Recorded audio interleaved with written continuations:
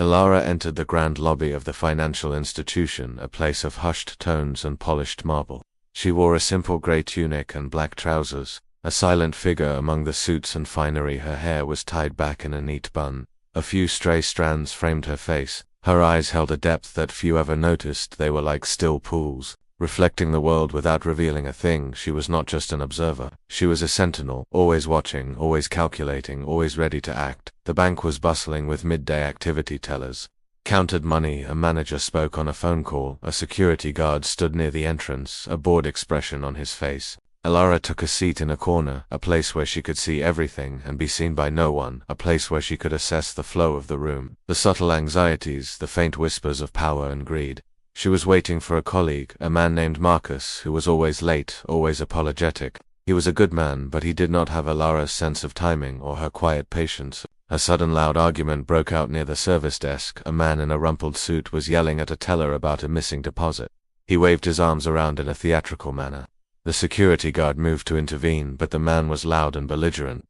Another patron pulled out his phone to record the commotion. Chaos was brewing, a small storm in a very orderly world. Ilara watched with an detached curiosity. She knew this was not the real threat. This was just noise, a distraction, a prelude to something else, something far more serious. The bank manager, who was flustered and agitated, made a call to the local authorities. He described the situation with a shaky voice, asking for someone to handle the unruly customer within minutes. 2 police officers arrived. They were Officer Davis, a big man with a bristly mustache, and Officer Jenkins, a younger woman with a confident stride.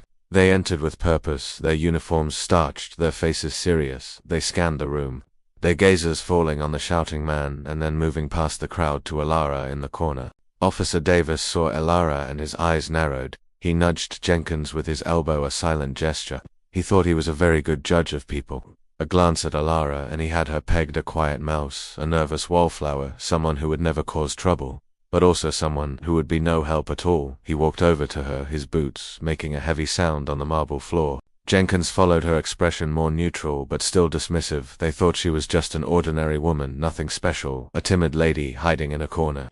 "What are you doing here?" Officer Davis asked, his voice a low growl. He did not wait for an answer.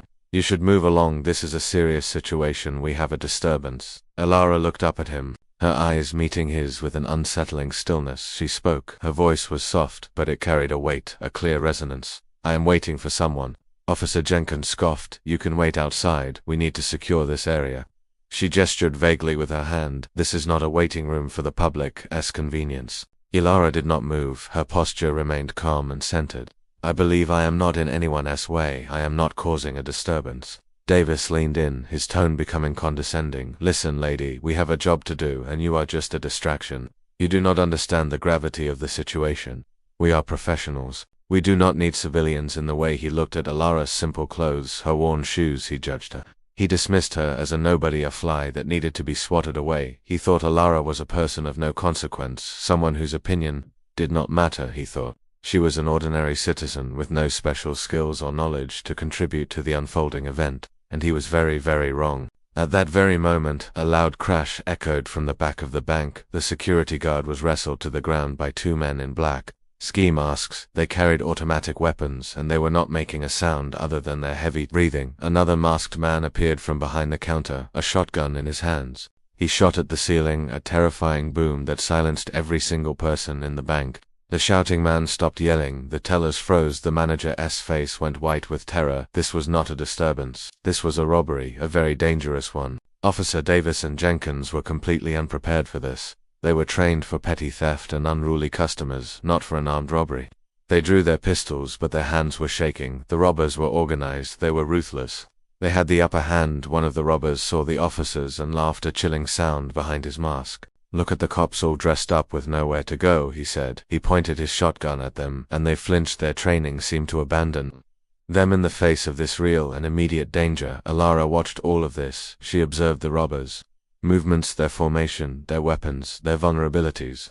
She knew exactly what to do. She was a professional, a different kind of professional. The robber with the shotgun barked orders at the tellers. "Empty the vaults now, or this gets messy." He gestured with his gun. His voice was cold. His eyes held a cruel glint. The officers stood frozen in place, their minds racing, their training failing them. They felt fear and helplessness. wash over them. They did not know what to do. Ilara, on the other hand, knew with a certainty what had to be done. She was an operative for a covert security agency, a specialist in high-risk, hostage situations and tactical response. She was in fact the best in her field.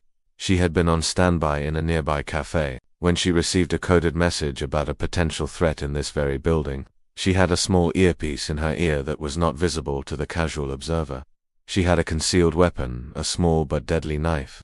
Strapped to her leg, she was ready. "Everyone stay calm," Ilara said. Her voice was still soft, but it cut through the silence like a razor. She stood up slowly, her movements fluid and deliberate. All eyes turned to her. The robbers scoffed. Officer Davis looked at her with a mix of fear and annoyance. "Lady, sit down. You are going to get yourself killed," he hissed. Ilara did not listen. She walked toward the center of the room, her gaze fixed on the robbers. She was no longer the timid woman in the corner. She was a force of nature. The robber with the shotgun turned his attention to her. "Who is this idiot?"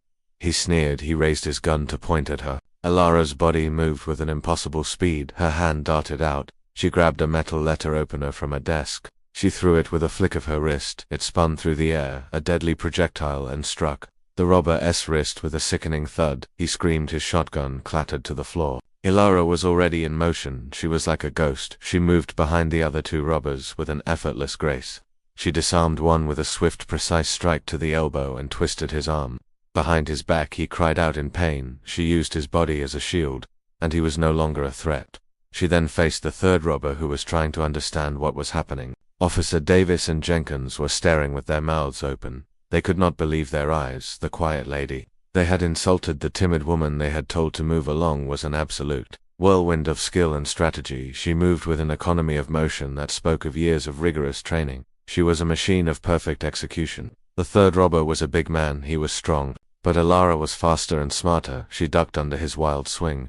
She delivered a series of rapid strikes to his pressure points. He grunted and stumbled. He was dazed. Ilara delivered a final powerful kick to his chest, and he fell to the ground unconscious. The entire event, from the moment the shotgun fired to the moment the last robber fell, had taken less than 30 seconds. Ilara stood in the middle of the room. Her breathing was even. Her hair was still in its neat bun. She looked as if she had just finished a casual stroll. Officer Davis and Jenkins stood there, paralyzed, their pistols still in their hands, useless and unneeded. Ilara walked over to the bank manager. She picked up the phone from the desk. She spoke in a calm and professional voice. "This is Agent Ilara. The situation is under control. The suspects are apprehended. We will need a cleanup crew and forensics on site immediately." She then put the phone down. She turned to Davis and Jenkins. "You should secure their weapons," she said. Her voice was an order, not a suggestion.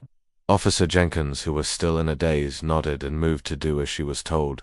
Davis, however, stood still, a look of utter shock and humiliation on his face. He had insulted her. He had called her a distraction. He had told her she did not understand the gravity of the situation, and she had just single-handedly saved everyone in the bank without a single shot fired. His pride was shattered. His entire worldview was upended. He had misjudged her so completely, so utterly. His authority, his training, his very profession seemed small and insignificant. In the face of her competence, Ilara did not gloat. She did not say, "I told you so." She simply walked to the corner where she had been sitting. She picked up her simple tote bag. She looked at the bank manager and gave a small nod, a signal that her work here was done. She walked toward the door. She walked past the stunned officers. She walked past the awestruck patrons, and she walked out of the bank and into the bright sunlight. She was a ghost. She was a legend. She was a professional who had been misunderstood and underestimated, and she had proven them all wrong with her actions, not with her words. Ilara was gone, her presence leaving a profound and silent impact on everyone who had witnessed her power. Officer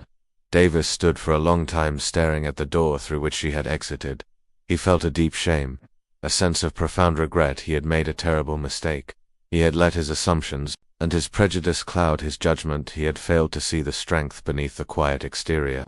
He had dismissed a hero as an ordinary woman, and now he would never forget the lesson he had learned, a lesson about humility and true strength, a lesson that came from a woman in a grey tunic who was anything but ordinary. Ilara, a name he would never forget, a lesson that was not in any police manual but was etched forever into his very soul. Ilara's quiet dignity was a more powerful rebuke than any harsh word she could have ever uttered. Her actions were her testament. Her legacy was the silence she left in her wake, the silence of profound realization. the silence of a life forever changed by a single quiet hero, who was misunderstood in a moment of great need.